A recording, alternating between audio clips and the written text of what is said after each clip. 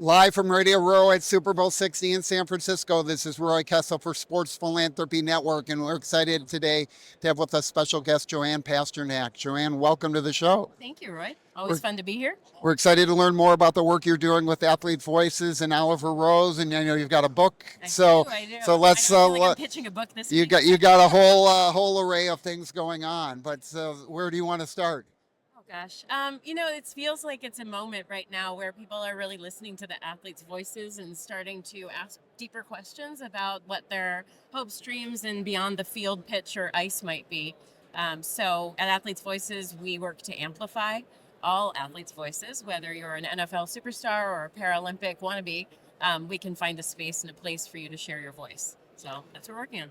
So you've had a long track record. You did a lot of work here with the 49ers for many years. You just came off of a stint with Laureus. And, tell us about all of that work and how that led into what your projects are now. It's interesting. As I was walking around here at Media Row, one particular booth caught my attention. It was a Special Olympics booth. And, I got my start with Special Olympics when I was 14 years old and had a chance to be a coach.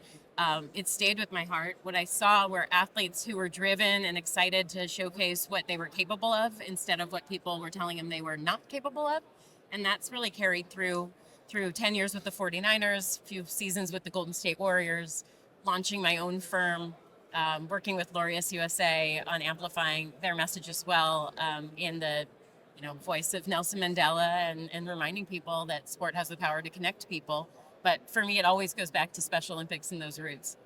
Well, and that Special Olympics very close to my heart. I have a younger sister that's developmentally disabled that participated in Madison, Wisconsin for many years, and I saw how much joy she got out of that opportunity. She always, she would never watch sports with me, but she liked to throw a ball or hit a ball or do things like I'm that. sure she could tell you every result she ever had or show you the medals from it, because the degree of pride that we all feel when we achieve something that we thought might be out of reach is universal. So that's really what we like to work on at Oliver+Rose, is helping to uncover the stories and share them in a wider way. So you've got a book with you now with some great stories. It looks like Patrick Willis. So tell us how you get involved with that project. So this is actually a perfect illustration of what I'm talking about. When Patrick was growing up, life was not a smooth ride. He had to go around and above and just find his way through a number of obstacles. This story here that he authored is talking about his journey to the Hall of Fame and how, as a youngster, he had a vision of something, but even when people told him it was impossible, he just didn't believe them. He was going to find his way there one way or another. So in this book, Patrick talks about the challenges that he had academically and the teacher who helped him to figure out that learning for him just needed a different approach. And through that, he was able to achieve a dream. So in the book, which I highly recommend people check out, we have it available for sale as of yesterday on Amazon. You can also go to Patrick Willis CF, communityfund.org, and find the book. But here in this book, we have the door of opportunity at the end. I'm share it there. But what Patrick asks every kid after they get to this page on the book is, what's your door knock moment? What's the thing that you hope somebody will walk up to you and say, I'm opening this door, come on in with me? So it's fun. It's really fun. And all the proceeds are going to support his charitable efforts in the community.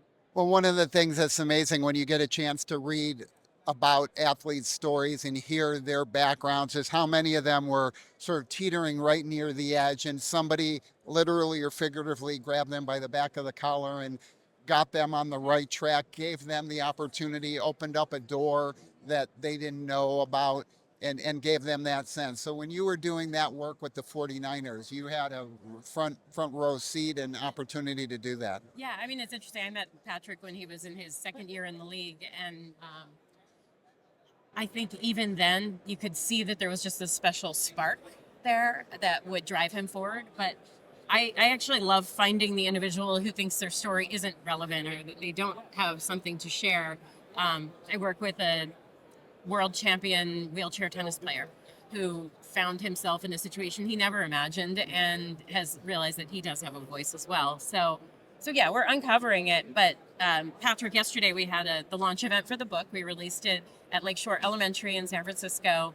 It was an amazing event. But as part of that, Patrick said out loud and thanked the teacher who saw his potential when he was in third grade and said, "Let me sit with you and figure out how we can help unleash all of your potential."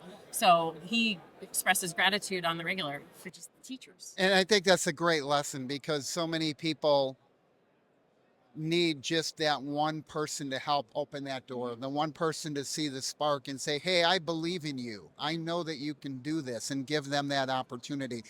Those words are so powerful, that positive reinforcement. Could not agree more. It's interesting when you go back to the Special Olympics movement. Many years ago, I worked there, and there was a young woman who was participating in an event we were doing with Sesame Workshop, and I was talking to her mother, and I said, "What was it that drew you to Special Olympics?" And her mom said, "Everybody was telling us what our daughter would never be capable of, and Special Olympics was the first place that said this is what's possible for her."